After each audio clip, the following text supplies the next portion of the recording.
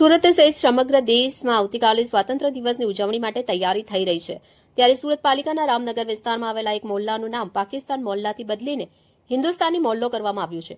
અત્યાર સુધી આ વિસ્તારના લોકોના આધાર કાર્ડમાં પણ પાકિસ્તાન મોહલ્લો લખાઈને આવતું હતું, ત્યારે હવે આ નામકરણ બાદ હિન્દુસ્તાની મોહલ્લો લખવામાં આવે તેવી સ્થાનિકોને આશા છે। જો કે સુરત પાલિકાએ 2018માં મોહલ્લાનું નામકરણ બદલવાનો નિર્ણય કર્યો હતો, પરંતુ તેનો અમલ છેક આજે કરવામાં આવ્યો છે।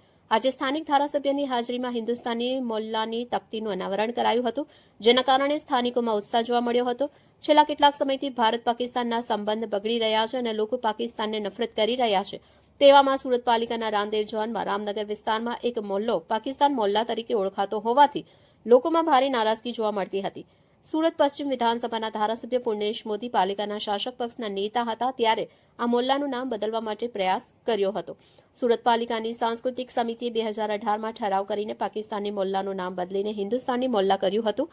જો કે ત્યારબાદ તેનો અમલ કરવામાં આવ્યો ન હતો, જેના કારણે સ્થાનિકોના આધાર કાર્ડમાં પણ પાકિસ્તાન મોહલ્લો જ નામ આવતું હતું। હાલ પાકિસ્તાનની હરકતના કારણે આખું ભારત પાકિસ્તાન પ્રત્યે નફરત કરે તેવી હાલત હોવાથી પાકિસ્તાની મોહલ્લામાં રહેતા લોકો શરમ અનુભવતા હતા। જો કે આટલા લાંબા સમય બાદ સ્થાનિક ધારાસભ્ય પૂર્ણેશ મોદી દ્વારા પાકિસ્તાન મોહલ્લાની જગ્યાએ હિન્દુસ્તાની મોહલ્લાની તકતીનું નામકરણ કર્યું હતું, જેના કારણે સ્થાનિકોમાં ઉત્સાહનો માહોલ જોવા મળ્યો હતો।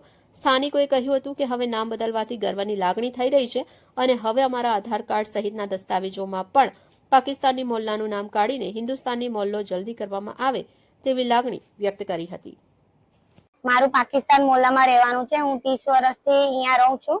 30 વર્ષથી મને અહીંયા નામ મારું આ મોહલ્લાનું પાકિસ્તાન જ સાંભળવામાં આવ્યું છે આજ સુધીમાં, પણ હવે અત્યારથી મને બહુ ગર્વ છે કે મારા મોહલ્લાનું નામ બદલાય છે।